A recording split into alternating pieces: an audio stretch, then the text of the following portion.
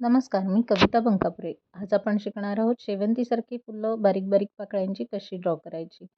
मी इथे lemon yellow colour आणि orange colour दोन्ही घेतलेला आहे आणि फ्लॅट ब्रश घेतलेला आहे.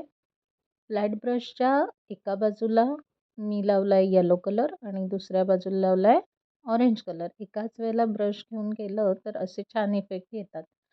मी पहिल्यांदा डार्क कलर जास्त घेऊन म्हणजे ऑरेंज कलर जास्त घेतला आहे ब्रशला आणि मी हे ड्रॉ करते.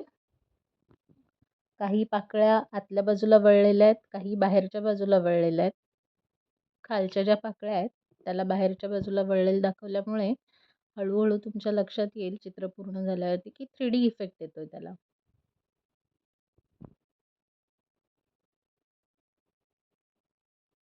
आता मी पिवळा रंग घेऊन त्याचे काही स्ट्रोक्स देते म्हणजे नाजूक पाकळ्यांसाठी.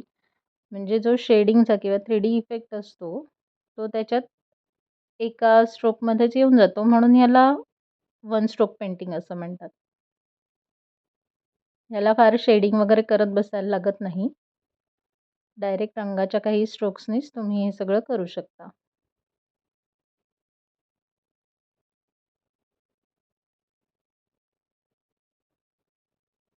बघा मी मध्ये थोडं पिवळ्या रंगाचे स्ट्रोक्स देते. आता ही जे छोटं फूल आहे ते मी जास्त करून ऑरेंज कलरचंच वापरलं आहे. कारण जितकं छोटं फूल असतं किंवा जितकं अजून उमलायचं असतं तितकं ते डार्क असतं आणि जसं जसं ते मोठं होत जातं किंवा पूर्ण उमलतच जातं तसं त्याचा लाईट कलर जास्त येतो. कळ्या किंवा अर्धवट उमललेली फुलं ही आपण डार्क कलरने दाखवणार, म्हणून मी इथे ऑरेंज कलर यूज केला आहे. हे याच्यासाठी मी ॲक्रेलिक कलर वापरलेत पेपरवरती. स्नो व्हाईट पेपर आहे हा. आणि थोडासा ब्रश रफ वापरला तरी चालतो. त्याने एक तलम मुलायमपणा येतोय पाकळ्यांना. त्याचं टेक्स्चर तुम्ही तसंच बघू शकताय. आता मी लाईट येलो कलर थोडीशी फुलं सुकल्यावरती त्याच्यात थोडासा ॲड करते पाकळ्यांसाठी. नाजूक छोट्या छोट्या पाकळ्या. त्यांनी त्याला एक गोलाई किंवा 3D इफेक्ट प्राप्त झालाय.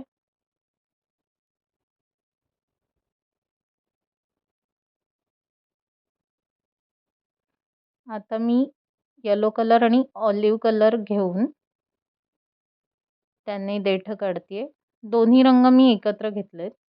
त्यानेही आपल्याला वन स्ट्रोकमध्येच थोडासा 3D इफेक्ट किंवा देठाची गोलाई दिसणार आहे. त्याच्यासाठी वेगळं शेडिंग करायची गरज पडत नाही मग आपल्याला.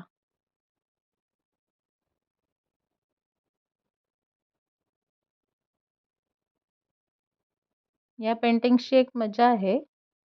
याला फारसं पेन्सिल ड्रॉइंग वगैरे करून घ्यायला लागत नाही. अगदीच बिगिनर लेवलचे तुम्ही असाल तर कुठली फुलं कुठे काढायची याच्यासाठी फक्त तुम्हाला थोडं स्केचिंग करून घेतलेलं बरं.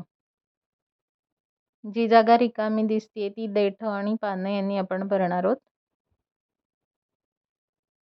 पानांसाठी पण मी येलो कलर आणखीन ऑलिव्ह ग्रीन कलर घेतलाय.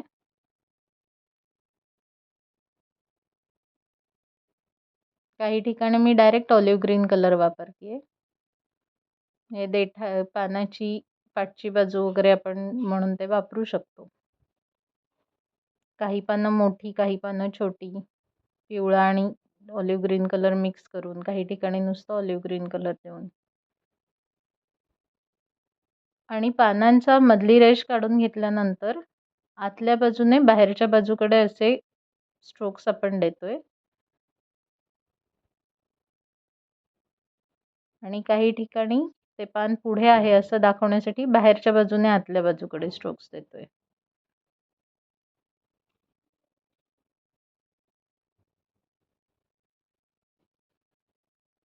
जिथे जागा मोकळी वाटते तिथे आपण छोटी कोवळी पानं काढणार आहोत.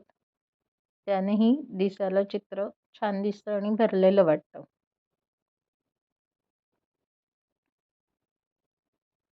अगदी छोट्या पानांना डायरेक्ट ऑलिव्ह ग्रीन कलर द्यायचा आहे, कारण ती कोवळी असतात. कोवळी पानं डार्क दिसली तर छान दिसतात आणि त्याने कलर बॅलन्स होतो सगळ्या चित्रातला. अशा प्रकारे आपलं चित्र पूर्ण झालेलं आहे. हा व्हिडिओ आवडला तर नक्की लाईक करा, सबस्क्राईब करा आणि बेल आयकॉनवरती नक्की क्लिक करा. Thank you.